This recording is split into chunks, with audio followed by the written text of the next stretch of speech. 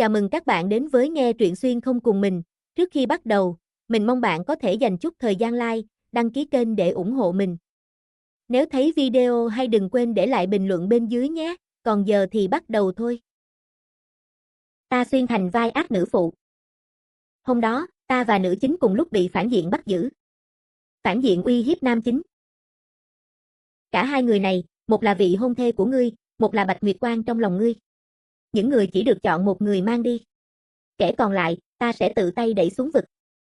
Theo nguyên tắc, nam chính hơi do dự một chút, nữ chính liền tự mình nhảy xuống. Từ đó trở đi, ta trở thành cái gai trong mắt nam chính, bị hành hạ cả thể xác lẫn tinh thần. Ta cắn răng, chặn lời phản diện, cho hắn một nụ hôn kiểu Pháp. Phản diện trợn tròn mắt. Cớ gì ta phải yêu nam chính chứ? Phản diện chẳng phải cũng rất thơm sao? Chương 1. Ta vừa hay xuyên không đúng lúc cốt truyện bước vào khúc rẽ. Lúc này, gió núi gào thét dữ dội. Hai tay ta bị trói, đứng bên cạnh ta là nữ chính Lâm Uyên. Cách đó vài trượng, nam chính và nam phụ tức hai chú cháu nhà họ Lục đang đứng đối diện. Đúng lúc đó, phản diện nở nụ cười giễu cợt, kể trong hai người này, chỉ được chọn một để mang đi. Người còn lại, ta sẽ tự tay ném xuống vực. Ta từ từ nghiêng mặt sang, nhìn rõ dung mạo phản diện. Hắn vóc dáng cao gầy rắn rỏi, trạc đầu 20, mày kiếm mắt sáng, ngũ quan góc cạnh, khí chất lạnh lùng. Đúng chuẩn kiểu đàn ông cứng rắn. Chỉ có điều, hắn lâu rồi chưa cạo râu, trông có chút thô ráp. Theo nguyên tắc, chỉ cần nam chính chần chừ một chút, nữ chính sẽ tự mình nhảy xuống vực. Tất nhiên, cô ta có hào quang nữ chính, căn bản là không chết được. Còn nam chính và nam phụ kể từ đó căm hận ta, vừa hành hạ thể xác, vừa giày vò tinh thần. Ép ta hắc hóa trở thành nữ phụ độc ác. Nhưng sau khi hắc hóa, ta vẫn không địch lại hào quang nam nữ chính, kết cục cuối cùng là bị bọn họ đẩy ra chiến trường, bị ngựa chiến dẫm đến nát bét. Cái chết kiểu này, quá mức tàn nhẫn. Ta hoàn toàn không thể chấp nhận. Xét thấy nam chính và nam phụ chỉ điên cuồng vì nữ chính, dù ta được cứu cũng chẳng có kết cục tốt đẹp. Mà ta lại càng không thể để phản diện ném mình xuống vực. Đúng lúc căng thẳng cực độ, ngay khi nữ chính sắp tự mình nhảy xuống, ta như bị ma xui quỷ khiến, lao về phía phản diện, chặn môi hắn lại. Phản diện không hề đề phòng, ta tặng hắn một nụ hôn kiểu Pháp cháy bỏng. Phản diện có lẽ bị ta dọa sững, hoàn toàn bất động, mặt ta làm càn. Nữ chính cũng ngẩn người, thậm chí quên cả việc nhảy vực. Nam chính và nam phụ dường như cũng hóa đá tại chỗ. Một đám sơn tặc đứng cạnh phản diện đồng loạt phát ra tiếng huýt sáo xôn xao. 2. Một nụ hôn kết thúc. Ta đối diện với ánh mắt thăm thẳm của phản diện, đôi môi hắn hơi sưng đỏ. Mau chóng trả nữ chính lại cho nam chính và nam phụ dùng ta. Phản diện, Tiêu Thâm, vốn xuất thân thế gia, nhưng nhà họ Tiêu vướng vào án mưu phản, cả tộc bị liên lụy. Hắn đành phải quy ẩn núi rừng, trở thành sơn tặc. Thế nhưng, Tiêu Thâm có một gương mặt trời sinh anh tuấn, thoạt nhìn vẫn mang khí chất thư sinh phong nhã. Tiêu Thâm hoàn hồn trở lại, gương mặt tuấn tú căng chặt, yết hầu khẽ động mấy lần. Hắn giọng, hoàn toàn phớt lờ ta, mà chỉ lạnh nhạt nhìn về phía hai chú cháu nhà họ Lục, kể nay tiểu thư Tô đã không muốn rời đi, vậy hai vị hãy hồi phủ cho. Ta tên là Tô Hoang, con gái tể tướng đương triều. Cậy thân phận tôn quý, từng tìm cách ép buộc nam chính cưới mình. Thế nhưng, trong lòng nam chính từ lâu đã có Bạch Nguyệt Quang, người ấy chính là Lâm Uyên. Lâm Uyên là thứ nữ nhà họ Lâm, thuở nhỏ từng cứu hai chú cháu nhà họ Lục khi họ bị thương. Dù thân phận nàng thấp kém, nhưng trong mắt bọn họ, nàng như vầng minh nguyệt thanh khiết nơi sông cửa. Lâm Uyên bật khóc, "Vì vậy còn ta thì sao? Ta không muốn ở lại nơi này." Song Tiêu Thâm không có ý định thả nàng. Chỉ vì Lục Tạ An từng vì nàng mà dám đối đầu cả phủ tể tướng, kiên quyết hủy hôn với ta. Chuyện này gây chấn động khắp kinh thành, ai cũng nghĩ Lục Tạ An yêu nàng đến si mê không lối thoát. Mà Tiêu Thâm và Lục Tạ An là kẻ thù không đội trời chung, lẽ nào hắn có thể bỏ qua người trong lòng của tử địch? Theo nguyên tắc, hôm nay Lâm Uyên sẽ ngã xuống vực. Nam phụ sẽ âm thầm cứu nàng, rồi đem nàng giấu trong một nơi khuất nẻo. Nam chính Lục Tạ An tưởng rằng nàng đã chết, liền trút hết hận thù lên đầu ta. Sau khi cưới ta, hắn hành hạ giày vò ta đủ điều, còn kéo cả phủ tể tướng cùng ta chịu vạ, hòng chung sống tất cả vì người hắn yêu. Thế nhưng khi phát hiện ra Lâm Uyên không chết, thậm chí còn mang thai con của cháu mình, hắn vẫn có thể giả vờ như chưa từng có gì xảy ra, tiếp tục cùng nữ chính dây dưa tình cảm. Kịch bản tàn khốc ấy thực sự làm ta muốn vỡ đầu vì sốc. Nhưng lạ thay, giờ phút này, sau khi Tiêu Thâm từ chối thả người, hai chú cháu nhà họ Lục lại chỉ đứng yên bất động. Lâm Uyên lớn tiếng gọi, "Ê Lục hầu gia, cứu ta." Mãi đến khi họ bừng tỉnh, Tiêu Thâm đã kịp đưa cả ta và Lâm Uyên nhét vào xe ngựa, phóng như bay khỏi nơi đó. 3. Sơn trại canh phòng nghiêm ngặt. Hai chú cháu Lục không thể trực tiếp tấn công lên núi. Nhà họ Lục Phụng chỉ đến đây để dẹp thổ phỉ. Thế nhưng Tiêu Thâm đã ra tay trước, bắt cóc hai người phụ nữ quan trọng nhất của Lục Tạ An, một là vị hôn thê, một là người trong lòng. Vốn dĩ, hôm nay Tiêu Thâm định giáng cho Lục Tạ An một đòn nặng. Nhưng không biết vì lý do gì, hắn bỗng thay đổi chủ ý. Ta và Lâm Uyên đều sống sót trở về trại. Vừa đến nơi, Lâm Uyên vẫn còn khóc sướt mướt, trông y như một đóa bạch liên hoa đáng thương vô ta. Tiêu Thâm nhìn về phía ta, ánh mắt sâu thẳm, giọng điệu không rõ cảm xúc, tại sao ngươi không khóc? Ta nhún vai, tuy ta là vị hôn thê của Lục hầu gia, nhưng chàng ta vốn chán ghét ta, không hề muốn cưới. Người chàng thật lòng để tâm, là Lâm Uyên. Mà trại chủ với chàng ta lại là kẻ tử thù, muốn trả thù tốt nhất, chẳng phải là giết người trong lòng hắn sao? Ánh mắt Tiêu Thâm lóe lên tia thú vị. Còn Lâm Uyên thì khóc càng to hơn. Đúng lúc đó, có thám tử chạy ta bẩm báo, trại chủ, hai chú cháu nhà họ Lục đã tụ họp trước cổng sơn trại, đang chuẩn bị công kích. Ta lập tức giơ tay thanh minh, Lục hầu gia không phải đến vì ta đâu. Là vì Lâm Uyên. Tất cả là tại cô ta. Lâm Uyên lộ ra vẻ kinh hãi, đến lúc then chốt lại vứt bỏ vẻ đoan trang, quay sang chửi rủa ta thậm tệ, Tô Hoang. Ngươi hại ta. Ngươi sẽ không có kết cục tốt đẹp đâu. Dù ta có chết, hầu gia cũng không bao giờ yêu ngươi. Chính là câu này, ta chờ nãy giờ đấy. Ta vội vã quay sang nói với phản diện. Trại chủ, ngài nghe rồi đó. Ta là nữ nhân bị Lục hầu gia vứt bỏ, giết ta chẳng có ích gì. Chi bằng giữ ta lại, ta biết bí mật của Lục hầu gia đấy. Bất kể tiếp theo cốt truyện sẽ ra sao, hiện tại, giữ được mạng mới là điều quan trọng. Tiêu Thâm nheo đôi mắt thâm trầm, trầm ngâm một thoáng rồi ra lệnh, kỳ giam cả hai người lại. Nhớ kỹ, nhốt riêng. Tránh để đánh nhau. Lúc bị áp giải đi, ta cố tình liếc về phía môi của Tiêu Thâm, trên đó vẫn còn dấu răng rất rõ. Tiêu Thâm cũng nhận ra ánh nhìn của ta, vẻ mặt hắn chợt trở nên không tự nhiên, quay mặt đi chỗ khác. Ta mấp máy môi, vì giữ mạng, đành cất giọng đầy áy náy, trại chủ, ta chưa có kinh nghiệm lần đầu hôn người khác, có làm ngài đau không? Tiêu Thâm cuối cùng cũng quay lại nhìn ta, ánh mắt cực kỳ khó tả. Chương 2 4 Ta và Lâm Uyên bị giam ở hai phòng ngục đối diện nhau, vừa vặn có thể nhìn thẳng mặt đối phương. Ta ngồi dựa vào đống rơm khô, ngửi mùi ẩm mốc trong ngục, đưa tay xoa xoa mũi. Lâm Uyên chửi chán, lại quay sang chất vấn ta, Tô Hoang, sao ngươi không nói gì?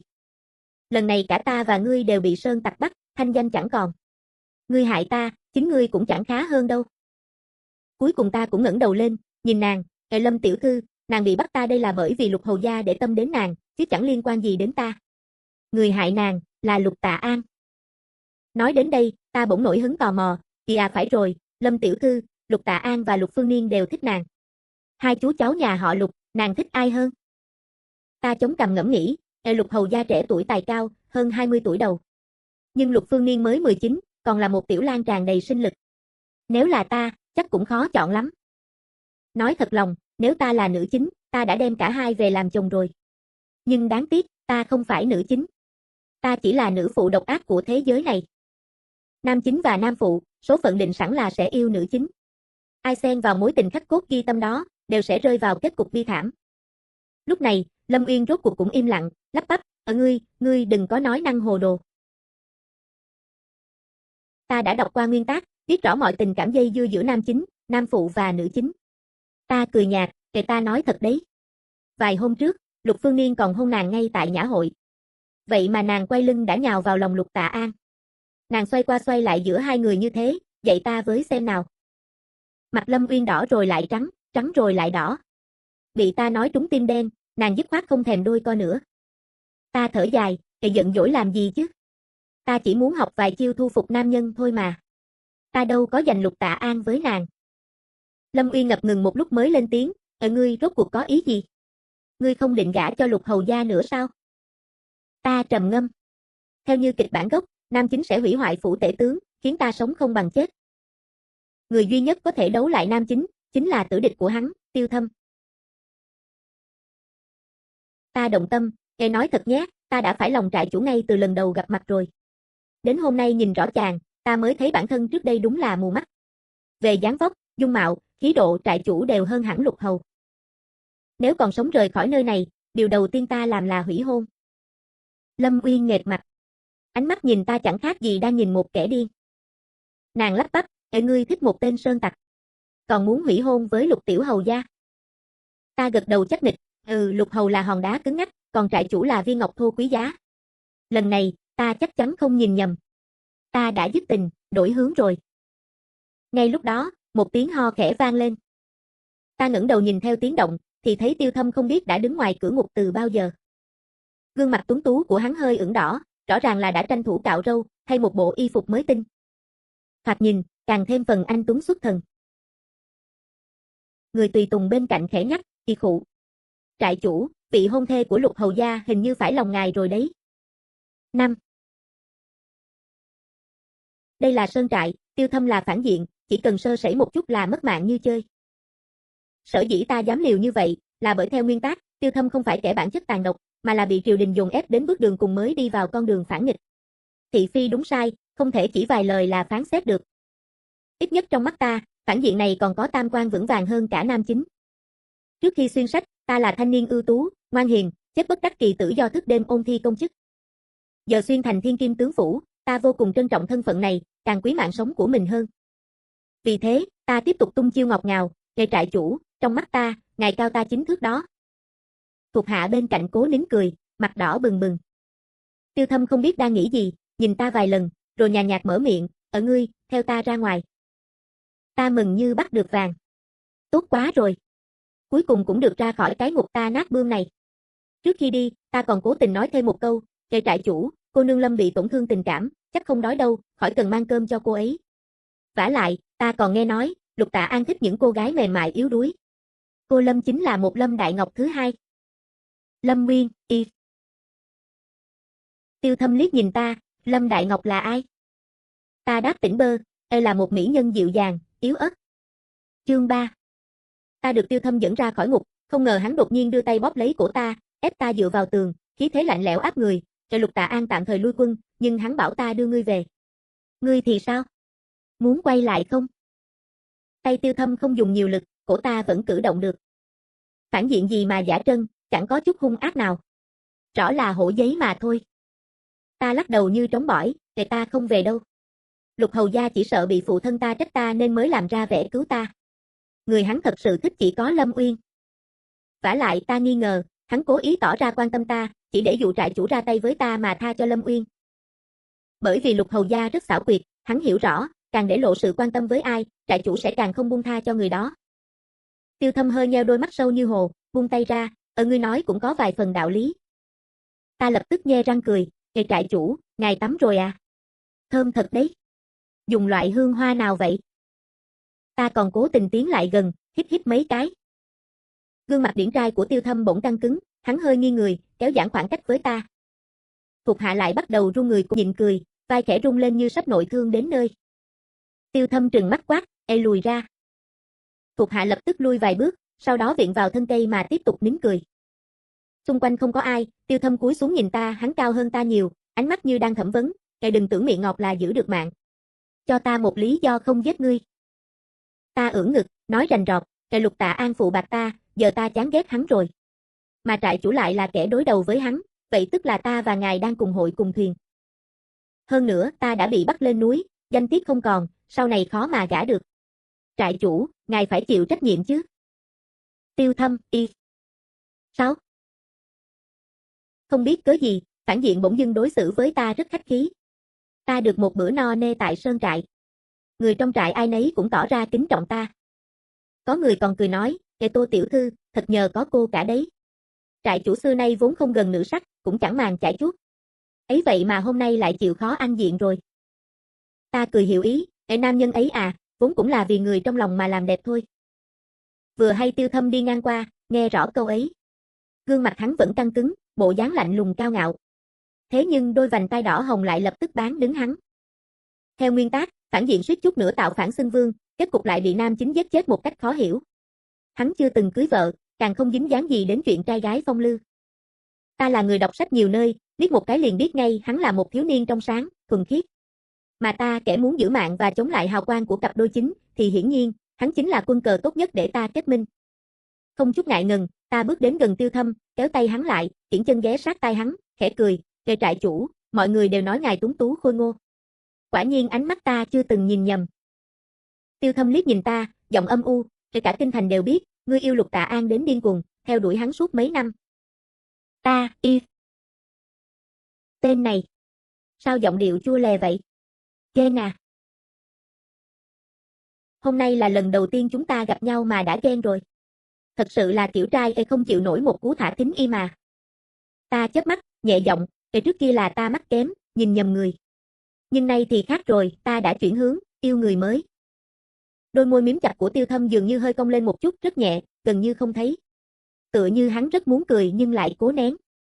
Hắn liếc mắt nhìn ta một lần nữa, Tô tiểu thư, ngươi thật là lắm tình cảm. Ta liền đáp lời, nếu chưa từng gặp trại chủ, có lẽ ta là người đa tình. Nhưng từ giờ phút này, trừ trại chủ ra, trong mắt ta chẳng còn ai khác. Tiêu Thâm lại giơ tay gãi nhẹ sống mũi, thói quen hắn hay là mỗi khi lúng túng.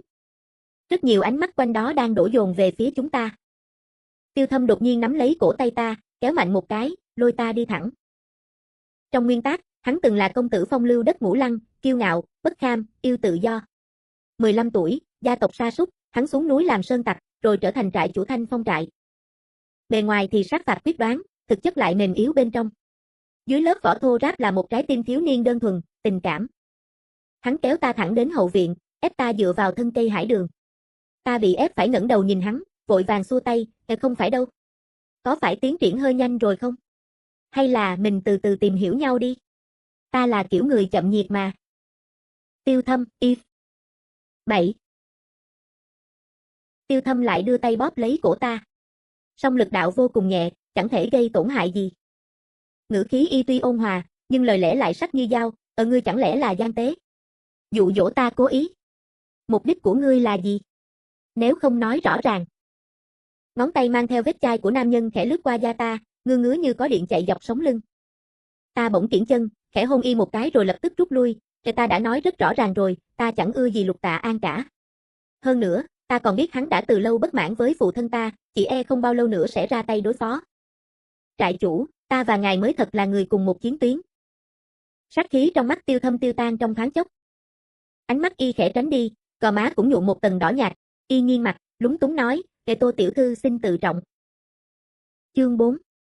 Ta chẳng chút nao núng, liền phản bác, tự trọng gì chứ? Ta đối với ngài tình khó tự kiềm. Tiêu Thâm, ánh mắt y rơi trên người ta, trong khoảnh khắc, tự hồ có một dòng chảy vô hình dâng lên giữa đôi mắt chạm nhau. Ngay lúc bầu không khí trở nên ám muội, chợt có người cấp tốc chạy đến, vội vàng bẩm báo, trại chủ. Lục Phương Niên đã lén xâm nhập sơn trại, hiện đang ở địa lao tìm thấy Lâm cô nương. Hiện tại cả hai đã bị chế trụ. Ánh mắt Tiêu Thâm chợt lạnh như sương giá, trói lại, treo lên cổng lớn sơn trại cho bản tọa. Ta vội giơ tay ngăn lại, khoan đã. Trại chủ chẳng lẽ không muốn báo thù Lục Tạ An ư? Y khẽ cau mày, ý ngươi là sao? Theo như ta biết, Tiêu Thâm và Lục Tạ An vốn quen biết từ thuở niên thiếu, thuở còn bé đã là tử địch. Gia tộc họ Tiêu diệt vong, chính là do mưu tính của họ Lục. Khóe môi ta cong lên thành nụ cười hiểm độc, Lục Phương Niên là cháu ruột của Lục Tạ An, vậy mà lại câu kết cùng người trong lòng hắn. Chi bằng, chúng ta thành toàn cho đôi cẩu nam nữ ấy. Để Lục Tạ An nếm thử mùi vị mất đi người hắn yêu nhất. Chiêu này gọi là, giết người, phải giết trong tâm. Tiêu Thâm hơi nhướng mày, khóe môi khẽ nhếch, lộ ra nụ cười nửa tà nửa lười biếng. Diện mạo y vốn đã tuấn tú lạ thường, nay lại thêm vài phần tà khí, khiến lòng ta đột nhiên ngẩn ngơ. Ta không kìm được mà nuốt nước bọt, ngơ ngẩn thốt, trại chủ, ngài thật sự phong tư tuấn giật vô cùng. Nụ cười nơi môi Tiêu Thâm thoáng chốc tắt liệm, sắc mặt lộ rõ vẻ lúng túng, y đứng đắn một chút. Ta giả vờ thẹn, lặng lẽ xoay người, dạ.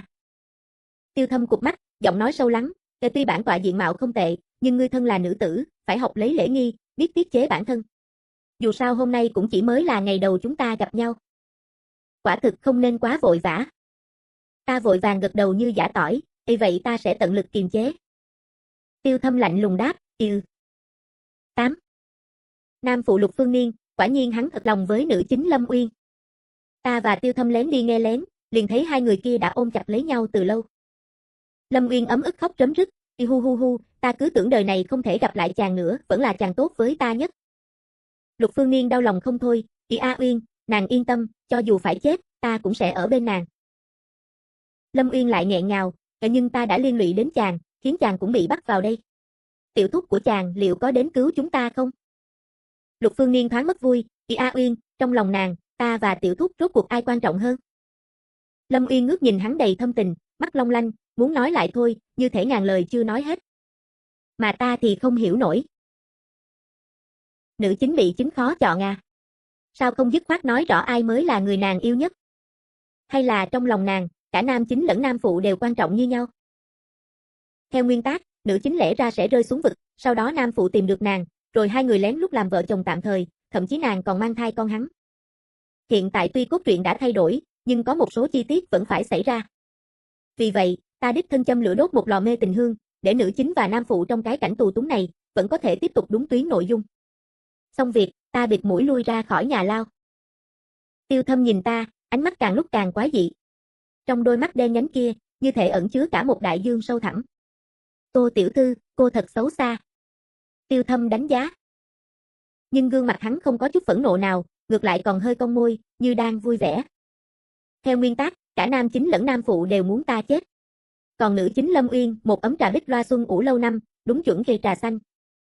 Việc ta làm bây giờ, chẳng qua là giúp cốt truyện tiếp diễn. Gọi là y xấu xa hay sao?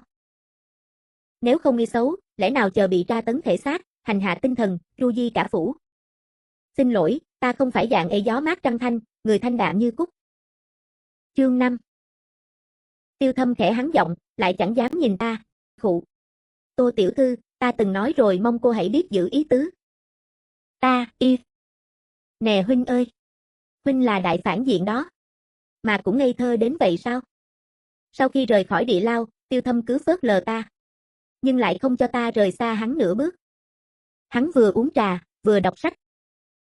Ta liếc qua bìa sách thì thấy trên đó đề 3 chữ to đùng, người gã đàn ông thô ráp và tiểu thê tử mềm mại của hắn. Mắt ta sáng rỡ. Tìm được đồng minh rồi. Trại chủ, ngài cũng thích kiểu này à? Khéo thật, ta cũng vậy. Tiêu Thâm liếc ta, giọng bình thản, cái cuốn sách này là thuộc hạ của ta nhặt được trên xe ngựa lúc bắt cô về. Những lời cô từng nói với ta, trong sách cũng có. Hóa ra cô học theo lời thoại trong truyện. Tô tiểu thư, cô rất không chân thành. Ta, y. Ê, cái này liên quan gì đến chân thành chứ? Nhưng trước khi đứng dậy rời đi, ánh mắt hắn lại chăm chú nhìn ta, đầy sâu xa. Ê Tô tiểu thư, đừng đối xử với ta giống như trong sách. Cô nên nhớ, cô là một nữ tử. Ta mơ hồ chẳng hiểu đầu cua tai nheo gì. Từ lúc ta xuyên tới đây, liền bị áp giải ra vách núi, có biết truyện nó viết cái gì đâu. Chẳng mấy chốc, ta đã đọc tới một đoạn cấm thiếu nhi, kể về một cô gái trẻ ép một gã đàn ông thô lỗ lên giường, trói hắn vào cột giường, bắt e làm tới cùng. Ta, y. Không lẽ phản diện đang lo ta sẽ bắt chước truyện? Cơ mà hắn không đến mức sợ ta chứ. Chẳng lẽ ta đáng sợ lắm sao? 9. Đêm buông xuống. Ta vốn định nhân lúc yên tĩnh đọc lại quyển thoại bản một lượt, chẳng ngờ sơn trại đột nhiên bị tập kích. Quả nhiên, Lục Tạ An sẽ không dễ dàng buông tha cho Lâm Uyên. Không công phá chính diện được, hắn liền giở trò đánh úp. Ta lập tức chạy đến phòng của Tiêu Thâm, tự mình báo tin khẩn. Thế nhưng, khi đẩy cửa bước vào, cảnh tượng hiện ra trước mắt khiến ta đứng hình tại chỗ. Tiêu Thâm lại đang tắm. Trong thùng gỗ còn rải đầy cánh hoa. Hắn đây là định ngâm mình, cho thấm vị. Quả đúng là một đại hán tinh tế đến kỳ lạ. Ánh mắt hai người chạm nhau. Tiêu Thâm mặt không biểu cảm, bất động như tượng, giọt nước theo gò má hắn lăn dài, toàn thân phủ một tầng hơi nước, mị hoặc đến cực điểm. Ta ngẩn người, bất giác nuốt nước bọt. Tiêu Thâm mím môi, cất giọng trầm thấp, "Ê Tô tiểu thư, ngươi thật sự muốn học theo nội dung trong thoại bản? Ngươi dựa vào đâu mà nghĩ ta sẽ thuận theo ngươi?" Hắn đang nói cái gì? Ta chớp mắt, nhất thời chưa hiểu ra. Chuyện trong thoại bản vốn dĩ là bịa đặt. Bằng không, một mỹ nhân mềm yếu thì làm sao có thể trói được đại hán? Chỉ có thể là đại hán cam tâm tình nguyện mà thôi. Một bên muốn công, một bên sẵn lòng chịu. Ta nghiêm mặt, "Y trại chủ, ngài hiểu lầm rồi." Sắc mặt Tiêu Thâm càng thêm u ám, ánh mắt lộ vẻ như oán phụ, giọng điệu đầy cố chấp, "Y hiểu lầm gì? Ngươi đừng hòng ngụy biện. Tình huống lúc này phải nên trở lại chính sự thì hơn." Cuối cùng ta cũng kéo hồn vía về, nghiêm nghị nói, "Y trại chủ, Lục Tạ An đang đánh úp sơn trại, bên ngoài đã giao chiến rồi." Ánh mắt Tiêu Thâm trầm xuống, vẻ mặt nghiêm túc ban nãy giờ càng thêm nghiêm trọng. Nam nhân mím môi, chậm rãi nói, "Kệ ta sắp ra ngoài. Ngươi quay mặt đi, đừng lén nhìn." Ta, y. Làm đến mức này luôn à? Chỉ bị ta nhìn chút thôi, có mất miếng thịt nào đâu. Ta giả vờ ngoan ngoãn quay mặt đi, nhưng vừa nghe tiếng nước dội vang lên, liền lập tức quay đầu lại, vừa hay bắt gặp một thân hình hoàn mỹ hiện ra trước mắt. Bờ vai rộng, eo thon, chân dài, lồng ngực trắng chắc, đường nhân ngư khiến người ta máu nóng sôi trào. Ta lại ngẩn người lần nữa. Trên đời sao lại có người vừa giả tính lại vừa tinh tế đến nhường này? Tiêu Thâm như bị hóa đá, đứng yên tại chỗ như tượng đá, gương mặt trong chớp mắt đỏ bừng. Ta nín cười, vội trấn an y, "Kẻ ta quay đi ngay đây, trại chủ đừng sợ, ta chỉ nhìn vài cái thôi, tuyệt không có ý đồ gì đâu." Chương 6 10 Lúc Tiêu Thâm một lần nữa đứng trước mặt ta, gương mặt hắn lạnh đến mức như có thể nhỏ ra nước. Ta tưởng hắn đang nổi giận vì chuyện Lục Tạ An đánh Úc Sơn trại. Nào ngờ, hắn lại mở miệng nói ngay, "Kẻ Tô tiểu thư, giờ cô hài lòng rồi chứ? Quả là hễ có cơ hội là lại muốn chiếm tiện nghi ta." Nghe đồn tể tướng rất cưng chiều con gái, xem ra quả thực là vậy. Ta ngẩn người, trên đầu đầy dấu chấm hỏi. Trại chủ. Lục Tạ An tấn công Sơn trại rồi đó. Giờ chắc đã xông vào tận địa lao rồi. Tiêu Thâm khẽ nhướng mày kiếm, thì sao? Dù hắn có tìm được địa lao, thì người trong lòng hắn cũng đã không còn thuộc về hắn nữa rồi. Lúc ấy ta mới sực tỉnh. Phải rồi. Nam chính không chỉ mất nữ chính mà còn mất luôn đứa cháu trai ruột. Ta hỏi, trại chủ, ngài có muốn đi xem trò vui một chút không? Ta nghĩ hắn chắc chẳng mặn mà. Ai ngờ, khoảnh khắc tiếp theo, hắn khẽ gãi sống mũi, đáp, nếu cô đã tha thiết mời, thì ta đành miễn cưỡng đi một chuyến. Tên phản diện này đúng là, kỳ lạ không ai bằng. Và đôi tai của hắn, vẫn đỏ lựng như thể vừa ngâm rượu nếp. Ta không biết có phải ảo giác hay không, mà dáng đi của hắn trông như còn thẳng lưng hơn cả bình thường. Cứ như đang cố tình ưỡn ngực. Giữa đường, ta tò mò hỏi, trại chủ, ngày nào ngài cũng tắm bằng cánh hoa sao? Thảo nào lại thơm như vậy? Ta hiếm thấy nam nhân nào tinh tế như ngài đó. Tiêu Thâm liếc ta, giọng hững hầu, Tô tiểu thư, đừng tưởng dẻo miệng là có thể làm ta mê muội. Mấy trò ve vãn này của cô, ta hiểu rõ cả rồi. Ta đã làm gì mà bị gán tội ve vãn y vậy? Tên này có phải đang nghĩ nhiều quá rồi không? Từ xa truyền đến tiếng giao chiến, nhưng Tiêu Thâm không buồn để tâm. Hai ta lặng lẽ lẻn vào địa lao. Lục Tạ An đã đến trước. Giờ đây, Lục Tạ An, Lục Phương Niên và Lâm Uyên, ba người đang đối mặt trong cảnh ngượng ngập. Ta kéo tay Tiêu Thâm ngồi xổm xuống, lặng lẽ hóng chuyện. Lâm Uyên áo váy xộc xệch, má ửng hồng, tóc dài xõa xuống tận eo. Vừa nhìn là biết, sống trong địa lao này cũng không khổ mấy. Lục Phương Niên đang ôm lấy nàng, nghe tiểu thúc, tất cả là lỗi của con. Là con yêu A Uyên. Xin người hãy tác thành. Lục Tạ An một tay siết chặt chuôi kiếm, cả người rung lên vì tức giận, A Uyên, đến bên ta. Ta có thể coi như mọi chuyện chưa từng xảy ra. Lâm Uyên che miệng khóc không ngừng. Một lúc sau, nàng quả nhiên bước về phía Lục Tạ An. Lục Phương Niên quỳ một gối xuống đất, dập đầu nói, tiểu thúc. Con cũng yêu A Uyên. Xin hãy nhường nàng cho con. Cuối cùng, Lâm Uyên cũng cất tiếng, tại sao mọi chuyện lại thành ra thế này? Ta rốt cuộc phải làm sao mới tốt đây? Hu hu hu. Ta khổ quá đi mất. Không phải chứ. Nữ chính, nàng rốt cuộc khổ cái gì? Bị hai nam nhân yêu đến phát cuồng, tranh nhau giành giật, nam chính còn sẵn sàng tha thứ mọi chuyện. Vậy mà nàng lại khóc lóc thảm thiết như thể bản thân là người chịu thiệt thòi nhất trần đời. 11. Nam chính, nữ chính và nam phụ dây dưa lằng nhằng suốt một hồi, cuối cùng nam chính cũng sực nhớ đến ta, Tô Hoang đâu? Nàng ấy sao lại không có mặt ở đây? Vừa nhắc đến ta, Lâm Uyên lập tức thu lại tiếng khóc thút thít, từ đóa bạch liên hoa đáng thương liền hóa thân thành một ấm trà lâu năm. Nếu trách, thì trách ta không giữ nổi Tô Hoang. Nàng ấy chịu không nổi ủy khuất, nên mới dây dưa với đầu lĩnh sơn tặc. Hầu gia, dù Tô Hoang có lỗi với ngài, nhưng nàng cũng là bị ép mà thôi. Tô Hoang khác ta. Ta là thứ nữ, từ nhỏ đã chịu khinh rẻ, nên có thể nhẫn nhịn. Nhưng nàng ấy là tiểu thư cành vàng lá ngọc, sao có thể chịu được chút tủi thân nào? Hầu gia, xin ngài đừng vì thế mà chán ghét Tô Hoang. Nghe đến đây, mắt ta tối sầm. Nữ chính quả là ra tay không lưu tình, bôi xấu ta triệt để. May mắn thay, ta đã chẳng còn là nữ phụ độc ác như trong nguyên tác nữa. Nam chính có để tâm hay không, đối với ta giờ đây chẳng còn quan trọng. Ta nghiêng đầu nhìn sang Tiêu Thâm bên cạnh. Có lẽ nhờ có nam chính làm nền, mà ta lại càng cảm thấy vị phản diện trước mắt thật thuận mắt, lông mày thanh tú, phong tư xuất chúng, dung nhan tuấn mỹ khó ai sánh kịp. Bị ta nhìn chăm chú, Tiêu Thâm lại bắt đầu mất tự nhiên. Đúng lúc này, ta nâng cao giọng, bước thẳng đến trước mặt ba người kia. Tiêu Thâm cũng ung dung đi theo sau ta. Lâm Uyên vừa thấy, lập tức nắm lấy cơ hội hạ thấp ta, vội vàng nói, Ê Tô Hoang, hầu gia đến cứu tỷ đấy. Tỷ đừng lầm đường lạc lối nữa, ngoan ngoãn theo hầu gia về đi. Ta bật cười. Thật sự không nhịn nổi mà cười phá lên. Ha ha ha ha. Thứ nhất, Lục hầu gia chẳng phải đến cứu ta. Thứ hai, ta không phải lầm đường lạc lối, mà là kịp thời cắt lỗ. Thứ ba, nơi này không phải cứ nói đi là đi.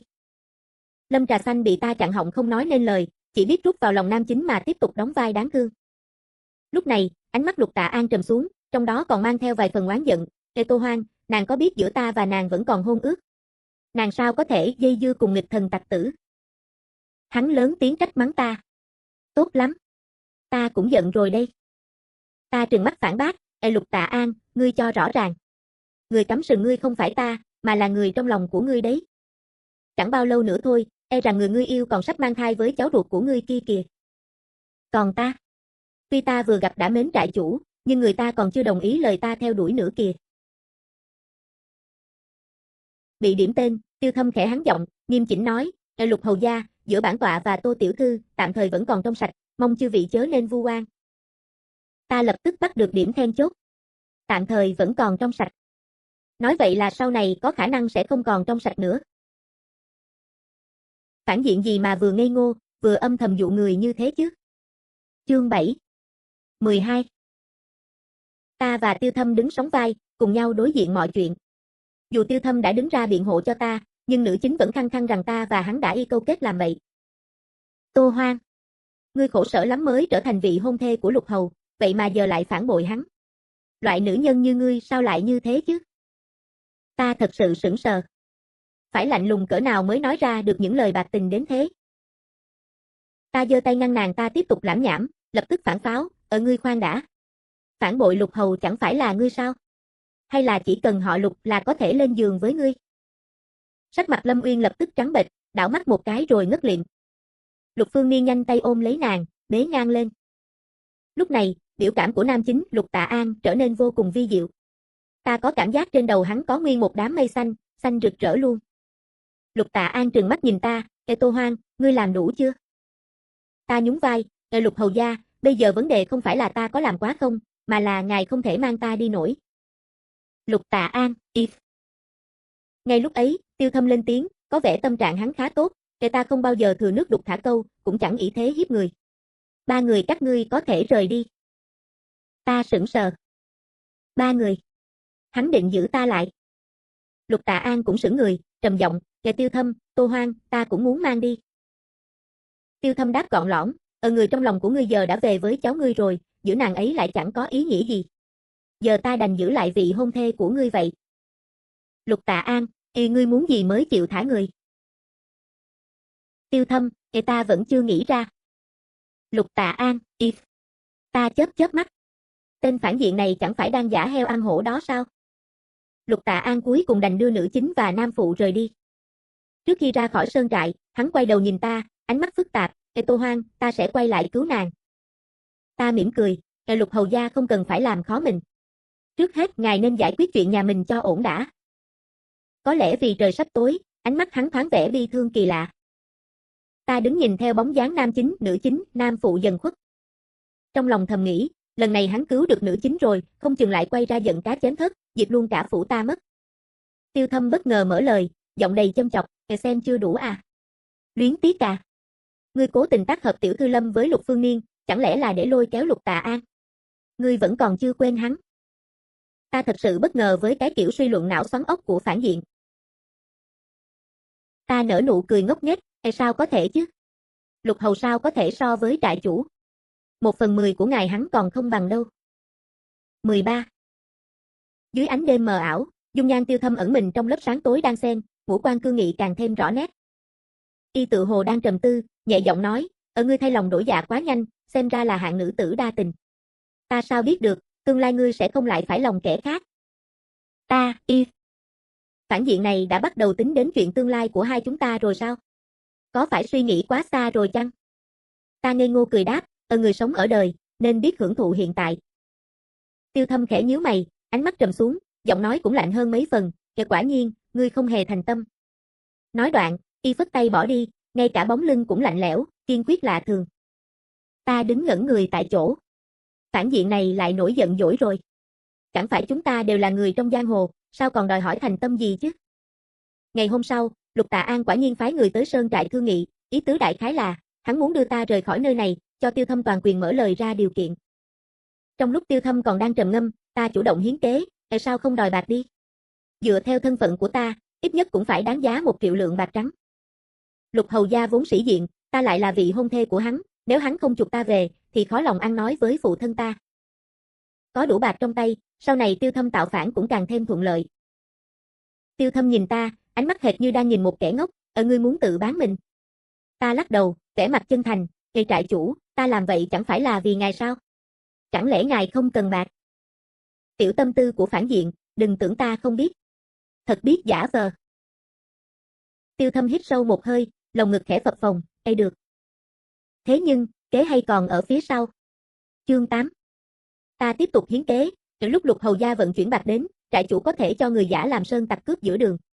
Như vậy, chẳng khác nào hắn không đích thân đưa bạc tới, trại chủ cũng không cần giao ta trở về. Ánh mắt Tiêu Thâm dần dần sáng lên, sâu thẳm như hồ nước có thêm vài phần ánh sao, Tô tiểu thư, ngươi thật ác độc. Ta khiêm tốn cúi đầu, bình thường thôi. Ai bảo ta biết trước cốt truyện chứ? Chỉ cần nghĩ đến chuyện sau này có thể bị nam chính hành hạ thể xác, dày vò tinh thần, thậm chí hủy cả gia tộc, ta liền không nén nổi ý muốn báo thù. 3 ngày sau, kế hoạch diễn ra suôn sẻ. Người trong trại cải trang thành thổ phỉ, giữa đường cướp bạc. Khi Lục Tạ An tìm đến sơn trại, Tiêu Thâm một mực chối bay chối biến. Tiêu Thâm lạnh nhạt nói, xem ra, Lục hầu gia cũng chẳng xem trọng vị hôn thê này là mấy. Chuyện bạc trắng mà còn dám gian dối như thế. Lục Tạ An, Nam chính tức đến mức sắc mặt đỏ gay, ngay cả giữa lông mày cũng nổi mẩn, hệt như sắp phát ban vì giận. Tiêu Thâm bước đến, ta cố tình treo chọc y, trại chủ, đống bạc này coi như là sính lễ của ta đi. Nam nhân khoanh tay đứng đó, liếc nhìn ta một cái, vẻ mặt dửng dưng như gió thổi không lay. Thế nhưng khóe môi y lại hiện lên nụ cười nhàn nhạt, phảng phất như có như không. Y khẽ lẩm bẩm kết luận, ta hiểu rồi. Thì ra, ngươi bày ra trò này không phải vì ta, mà là vì thỏa mãn dục vọng riêng của bản thân. Ngươi thật sự muốn gả cho ta đến vậy sao? Ta, 14. Sơn trại vừa kiếm được một khoản bạc kết xù, đêm ấy liền mở yến tiệc mừng công linh đình. Lần này ta chém đẹp được nam chính một vố, trong lòng hớn hở, vui quá nên uống hơi nhiều.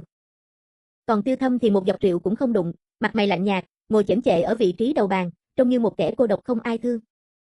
Ta tự tay nâng chén mời rượu, thuận tiện định một câu, trại chủ là người dẫn đầu, quả là phúc khí mấy đời của huynh đệ Sơn trại. Còn được quen biết trại chủ, đối với ta mà nói, chính là duyên định 3 kiếp. Khóe môi Tiêu Thâm khẽ giật. Khi ta rót đầy chén cho hắn, tên này lại lạnh lùng mở miệng, cô đừng tưởng ta không nhìn ra âm mưu của cô. Rõ ràng là muốn chuốc say ta, rồi ra tay làm chuyện sằng bậy. Nghe thế, ta sững người. Ta đã làm gì khiến phản diện hiểu lầm ta sâu sắc vậy chứ? Thế là ta dứt khoát rót rượu cho chính mình, cạn chén. Ai ngờ Tiêu Thâm lại liếc mắt, còn hừ nhẹ một tiếng, ta hiểu rồi. Cô không chuốc say được ta, nên định tự chuốc say bản thân. Như vậy thì mới có lý do để buông thả, rồi làm càng với ta chứ gì. Tay ta khựng lại giữa chừng. Được rồi. Vậy ta không uống nữa. Nhưng tên kia lại nói tiếp, bị ta vạch trần tâm cơ, cô lại còn giả vờ đáng thương. Tô tiểu thư, quả nhiên không hổ danh là con gái gian thần. Ta, Tên này có biết cách nói chuyện không vậy? Ta trừng mắt nhìn hắn, trại chủ, chửi ta thôi cũng được, sao lại lôi cả phụ thân ta vào? Phụ thân ta là tể tướng, nhận bổng lộc triều đình, làm việc cho hoàng thượng, có lỗi gì chứ? Tiêu Thâm còn định nói gì đó. Ta nhân lúc hơi men còn sót, lập tức đe dọa, dám nói thêm một câu, ta hôn huynh ngay bây giờ đó. Tiêu Thâm, Phản diện cuối cùng cũng bị ta chặn họng thành công. Đêm đó, hai ta coi như xích mích nặng. Ta cũng chẳng buồn để tâm, lăn ra ngủ một giấc tới trưa hôm sau. Vì vụ bạc triệu kia, người trong trại bắt đầu tôn ta như thần tài sống. Đặc biệt là tâm phúc của Tiêu Thâm, chỉ thiếu nước gọi ta là Sơn trại phu nhân kia thôi.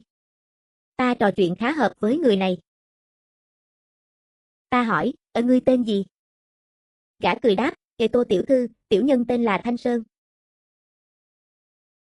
Ta vỗ vai hắn, Kìa Tiểu Thanh nhà, cái tên này hay thật. Ta bỗng nhớ tới một câu thơ. Ngậm chặt thanh sơn chẳng buông lơi. Làm thân với tâm phúc của phản diện, biết đâu sau này xảy ra chuyện sinh tử, ta còn có người đứng về phía mình. Nào ngờ, sắc mặt Thanh Sơn bỗng tái mét, liên tục nháy mắt ra hiệu cho ta. Ta ngoảnh lại liền bắt gặp ánh mắt sâu không thấy đáy của Tiêu Thâm đang nhìn chằm chằm. Gương mặt hắn lúc không cười, thật sự rất có phong thái của một đại phản diện. Giọng hắn chẳng mấy thân thiện, Ê Thanh Sơn, ngươi rảnh lắm phải không? Ra rừng chặt cho ta 100 gốc cây. Thanh Sơn mặt như muốn khóc, chỉ biết ỉu xìu đáp, dạ thưa đại ca. Ta đang định mắng hắn nhỏ nhen thì Tiêu Thâm đã lạnh lùng buông một câu đầy chua cay, ngậm chặt Thanh Sơn chẳng buông lơi. Tô tiểu thư, chẳng lẽ cô có sở thích cắn người? Cô ve vãn ta chưa đủ, giờ còn định ve vãn kẻ khác. Ta mất mấy giây mới kịp hiểu ra ẩn ý trong câu đó, vội vàng nói, Ê trại chủ, huynh đang ghen sao? Ta nào có trêu chọc gì Tiểu Thanh đâu. Tiêu Thâm hừ lạnh, Nghe Tiểu Thanh. Rõ ràng hắn tên là Thanh Sơn. Cô gọi thân mật quá đấy.